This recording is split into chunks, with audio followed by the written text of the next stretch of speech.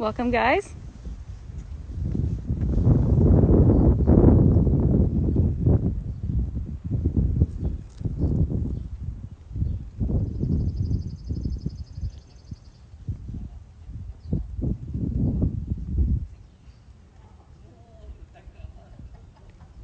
Are you all just joining us?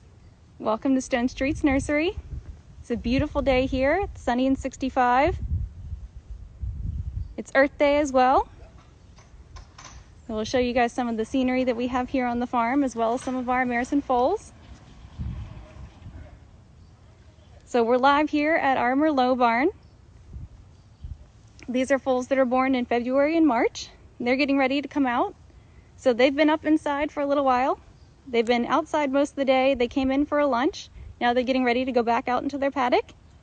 So they'll come out of the barn here and they'll walk over to this paddock. They've got a nice big, about 30-acre paddock they all can go out into.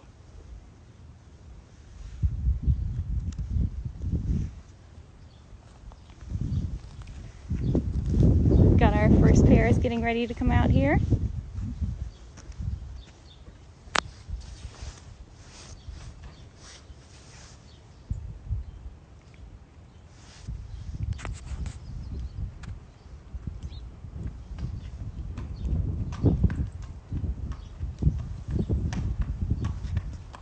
This is Road to Victory. She's got a Warfront colt. Notice as these guys come out, we're focusing on leading the foals rather than the mares. So this is where the foals are learning all their manners. So these are the lessons they're going to take to the racetrack. Yes, so the mares at this point are the ones that are eating the majority of the grain. We'll go in and we'll see in one of the stalls. So they get a specific amount for their breakfast, for their lunch, and that's catered to the individual horse. So when we're raising horses, these guys are all individuals, so we're essentially acting as personal trainers for them. So we want them to be the best versions of themselves. Off they go. And they're followed by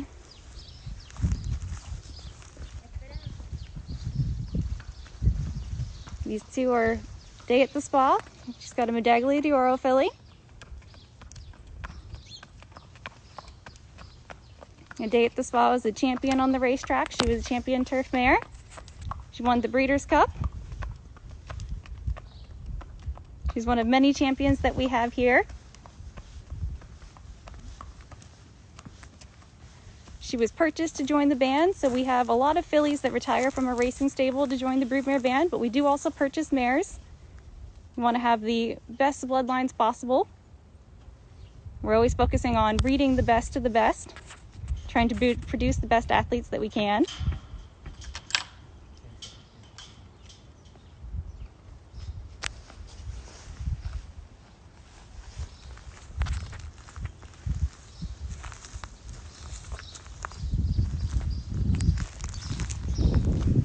Yeah, these guys aren't wearing masks.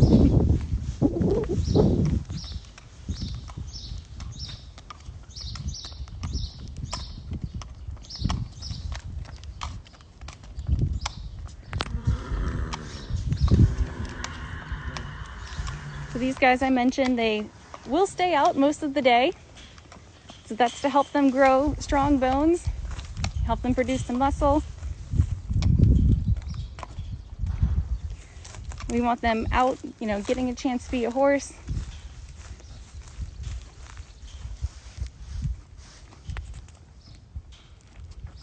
Dayatthespa is a great mom. Yes, we have one person per pair.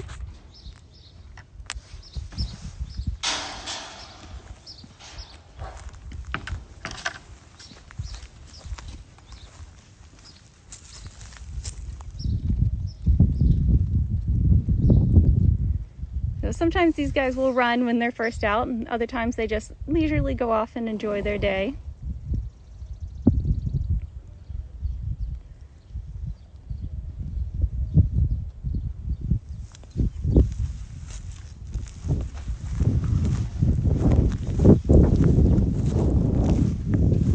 This is one of the more international pedigrees we have in the barn. This is Sally Bowles. She's from South Africa. She's She's got a Cantharos filly this year. She's got that nice little squiggly blaze. Oh, and as we're looking for the best of the best, looking for the best bloodlines, we do go all around the world.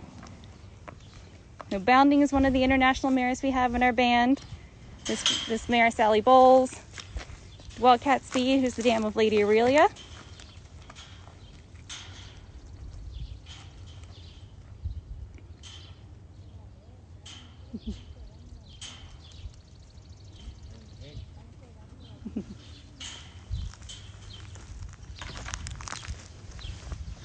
They do like to mind their space.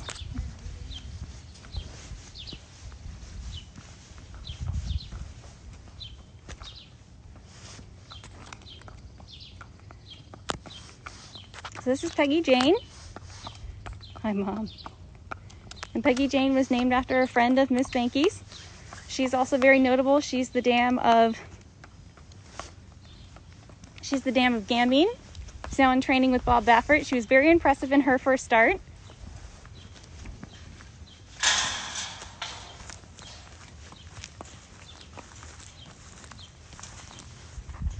This is Gamine's half brother.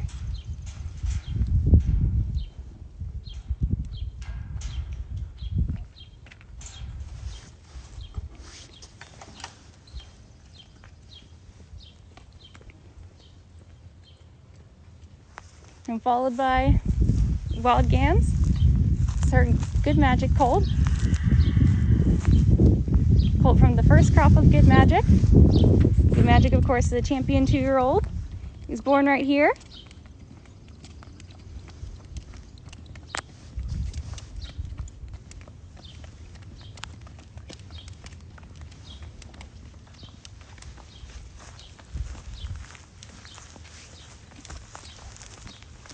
Good Magic standing over at Hillendale alongside his sire Carlin.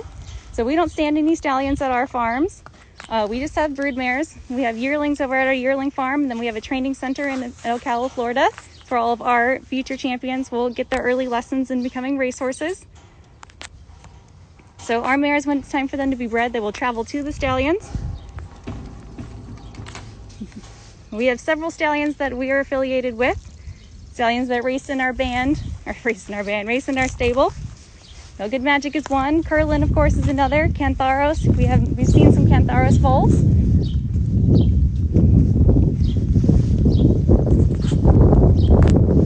Cor. She's got an Uncle Mo colt.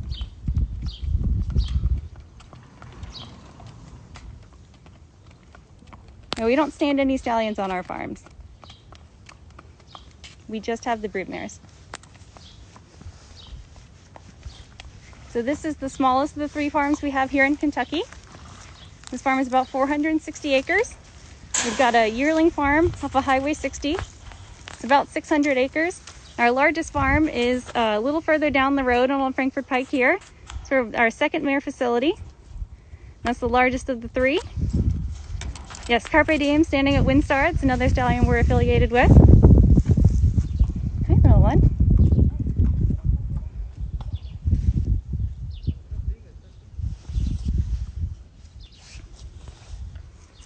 Yes, a lot of these mares are homebreds. Not all of them, though. Like I mentioned, we do purchase mares to join the band. Dayatthespa was one.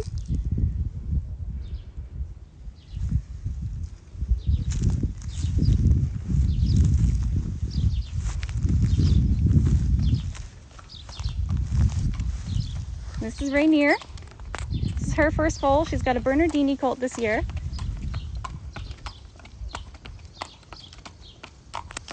We have an average of about 80 foals each year. The amount that we breed will change, but we've got over 100 brood mares.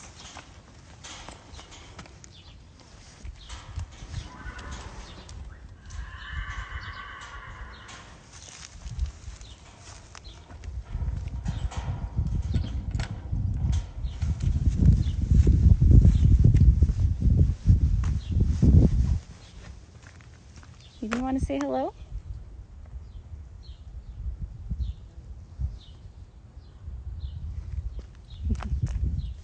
This foal, he's by Bernardini. He's at a Rainier, so she's checking to make sure he follows her.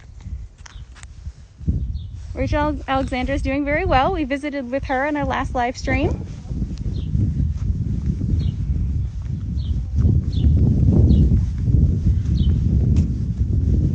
Now we'll go over to this side. We got another field of mares to come out.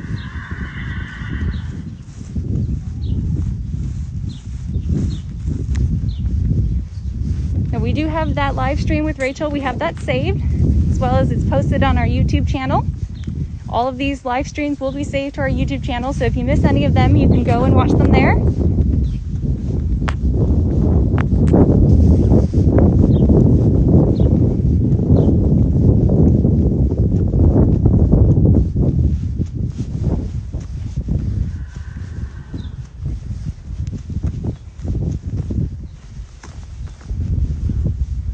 Weather's really nice today.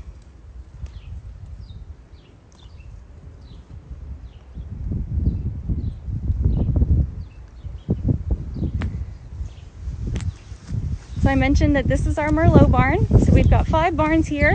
They are named after wine varieties. So we've got Merlot, Zinfandel, Chardonnay, Pinot Noir, and Cabernet. Each barn has a group of mares that's been grouped together based on their expected foaling dates. So these mares were all due around the same time. That's why they came into this barn together. That way all these foals, they've been born around the same time. They're at the same developmental stages. They are able to go out into those paddocks together. So they started out in smaller paddocks, and then as they grew and matured, they were introduced to more mares and foals in the herd. And they were able to come out here going into their big paddocks.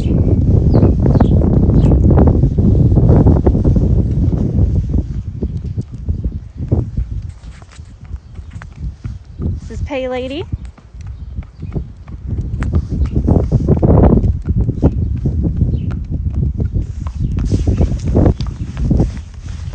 Yes, this farm was Buckram Oak prior to Mr. Jackson purchasing it.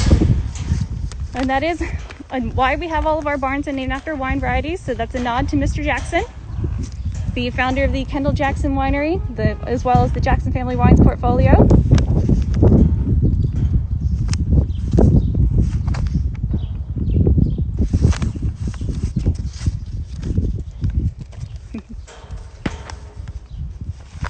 So Mr. Jackson purchased this property in 2005. Hi. He wants to say hi to you guys. This was a passion project of his. So he had always had a love and a passion for racing. So he grew up watching racing. He actually remembered watching Seabiscuit win, sitting on his uncle's shoulders. So he entered this industry in 2005. He purchased this property as well as 95 mares for a little over $20 million that year.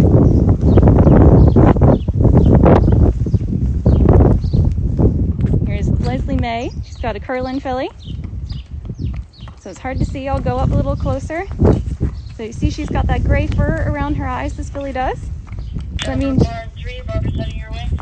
she's most likely going to gray out as she ages. Okay. So gray horses are not born gray. They transition to gray over time.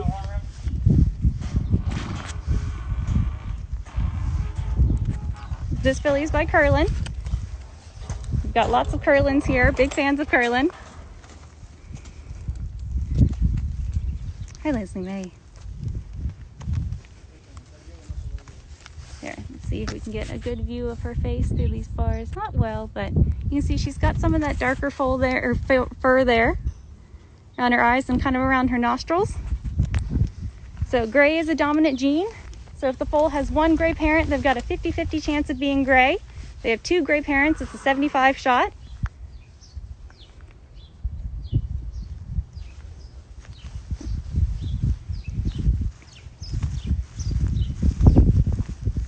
This flashy lady, this is Tanasa. She's got a Pioneer of the Nile colt. Tanasa's a very spirited mare.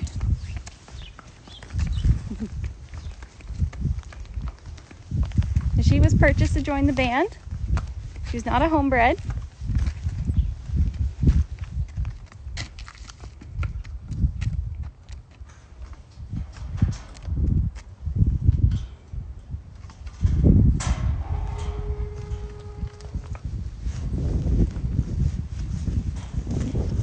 Can you get a little closer here.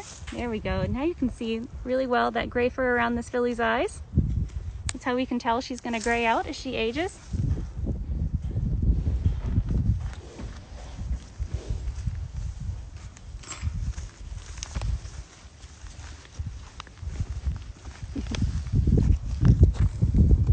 Pele's going for a roll.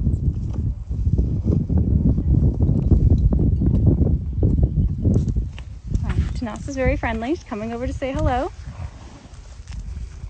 Hi, Mary.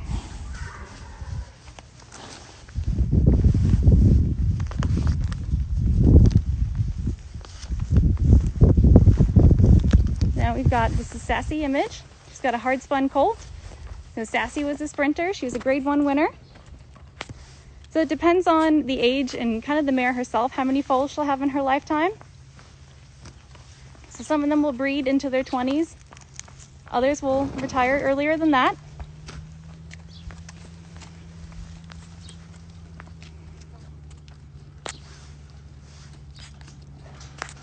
So we saw in our last live stream the Hess Express and Moonlight Sonata. So 2 friends of Rachel Alexandra. So they're fairly close in age. They're 19, 21. They retired at different points for their own personal reasons. I mentioned earlier about how we're, caring for each of these horses as individuals. So we want to make sure that they're always the best versions of themselves. So that's very different for each horse. Yeah, Sassy is a big girl.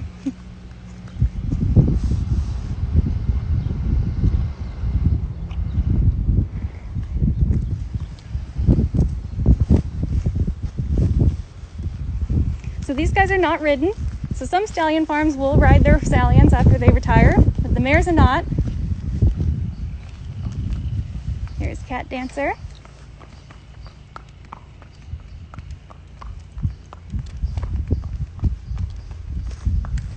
So in addition to Tanassa's Pioneer of the Nile, we have one other. We have a colt out of I'm a Looker.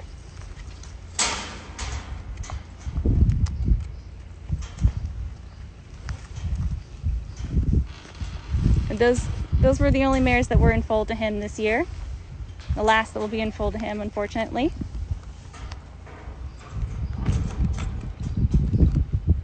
There we go. I was hoping somebody would run a little when they came out.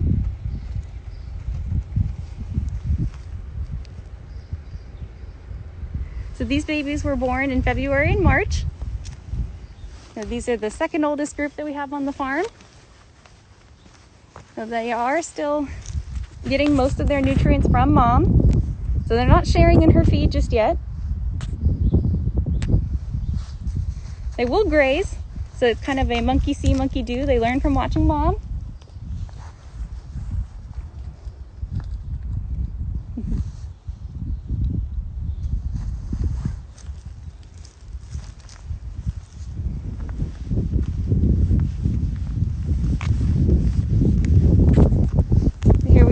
Private Jet from Malibu Moon filly. So Private Jet's a very special mare. She is a full sister to Lookin' at Lucky, who stands over at Coolmore.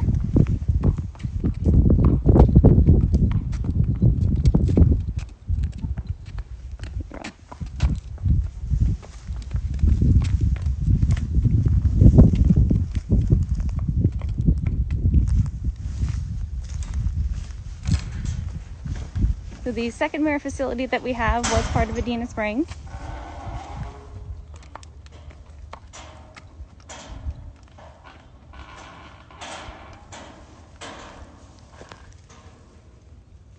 We've got some ghost sappers in this barn.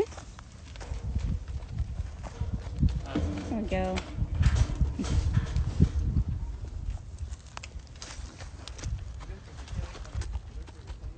Hi, sweetheart.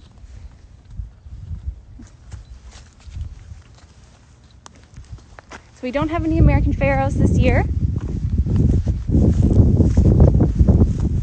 So next up, this is River's Prayer. She's got a McLean's Music filly. The gray mare that's in the paddock is Leslie Mae. This gray mare here is River's Prayer. McLean's Music is one of the stallions that race in our stable. He's now a classic sire standing over at Hillendale.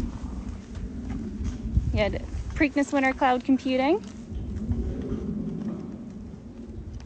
And the babies wear their halters all the time. So it will depend on each mare when she goes to the breeding shed. We got the vet will come out and he does an ultrasound that helps us determine when the mare is ready to go. We won't see any Justify babies on this tour today.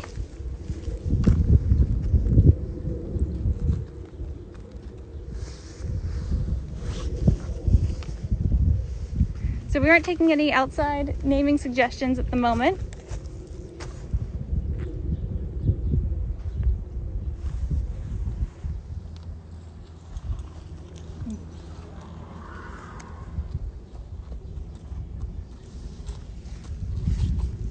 So we do have halters that we donate, some ridden or worn by mares like Rachel Alexandra, Dayatthespa. We don't have all of our stallions at Hillendale, but a good number of them are there. We also have Carpe Diem at Windstar. We've got some standing at other regional stallion farms as well. So Jess's Dream is down at Ocala Stud. His first foals are 2-year-olds this year. Union Jackson's at Sequel Stallions in New York. The Hillaby is not on the tour today.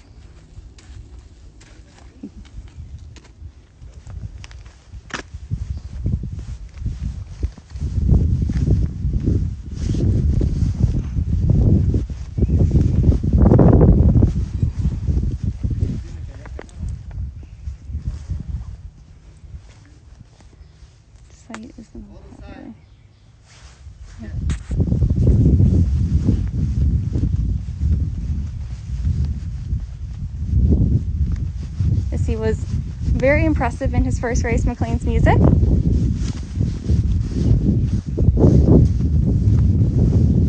Do you all have any other questions? So in addition to those large paddocks I mentioned we have these smaller paddocks. This is where the mares come out when the foals are first born. So they spend some of their time in these smaller paddocks. Depends on the individual horse how long they'll spend out here. Just give them time to relax and mature before they go out into the big paddocks with the rest of the herd.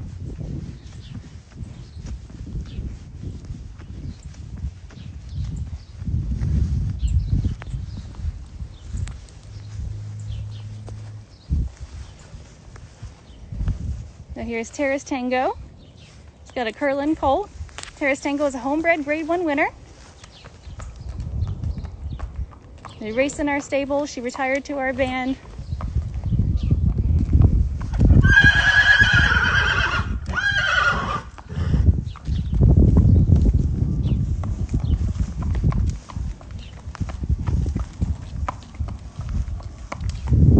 I mentioned Tara's a homebred, so she's been through our whole program.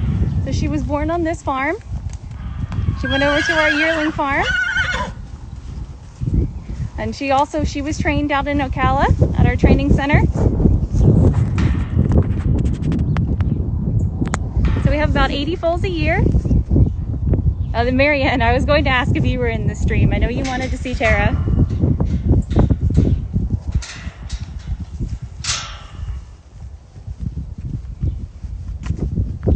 So again, when we were talking about each horse as an individual, so we try to pair them up with trainers that fit their particular physical capabilities, what we think they're going to be good at. So horses that are, we have a lot of horses with Wesley Ward, horses that are precocious, they like to be sprinters. If you want a horse to go to a good turf trainer, Chad Brown, of course, is on that list.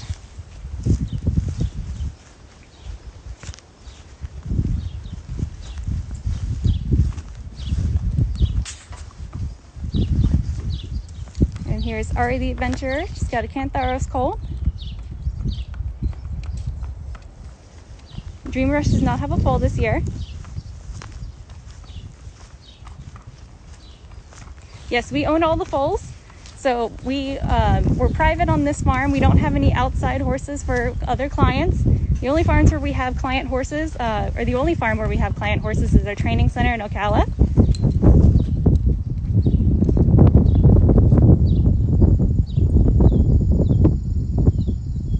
I don't have an update on her yearling.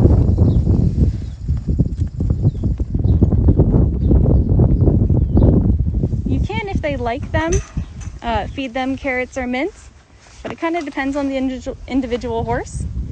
So for some horses, peppermints are kind of a acquired taste.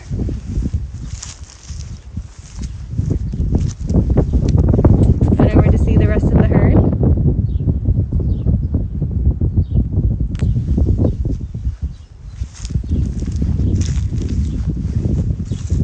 And we'll go inside here in a minute and we'll be able to go into one of the empty stalls.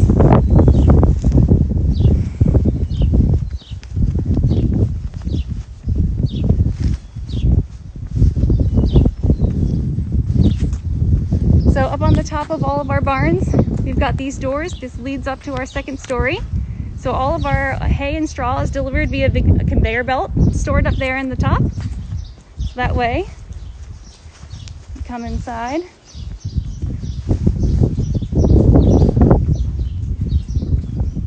We've got these 2 chutes in each of the stalls. So we can drop hay and straw straight down into the stall. So much easier for us. And I mentioned, so foals are getting the most of their nutrients from their mom right now. They're not sharing in their mom's grain. So we have a system where we draw an arrow on her chalkboard that's out here on her stall door. You see, this is the portion she'll get for breakfast and for lunch. So this might be different for each mare. It's catered to her needs. And so we've got a system where when the foals are young, we can hang the feed bowls up high. That way they can't get into mom's food. They don't grow too quick. And we can also hang them low once they're ready to share in mom's food. So getting them slowly adjusted to their grain. You notice these stalls are rather large. So all these stalls are 16 by 16 foot. So bigger than most people's college dorms. No, it does not smell like manure in here. So our mares are able to foal out right here in the stalls. So they're much easier for them, easier for us since they don't have to go to a separate foaling barn. We've got various systems to let in air.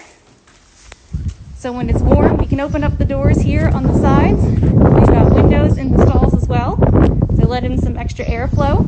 We can also close off all the doors in the winter and trap in heat.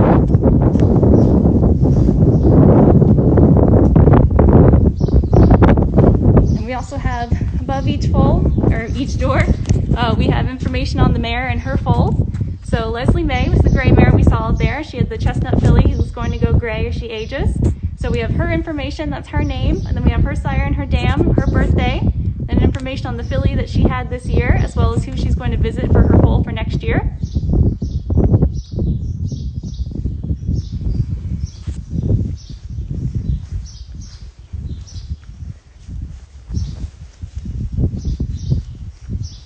We go through, see some of the breezeways here.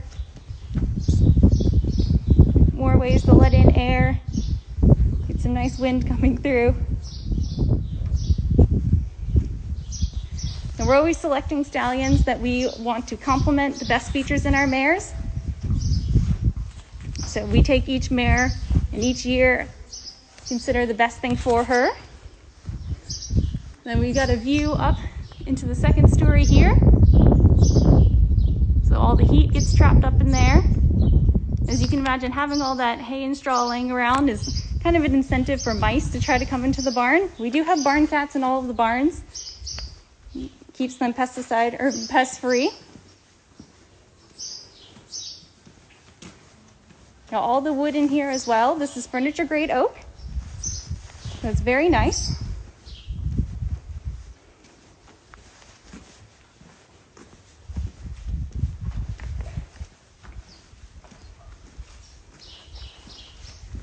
They don't nurse right away.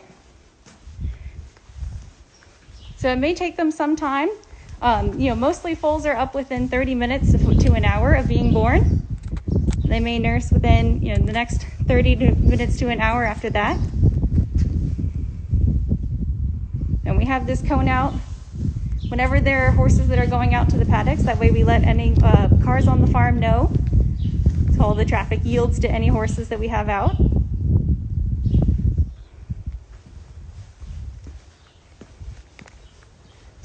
It looks like our herd has moved onto the other side of the hill here.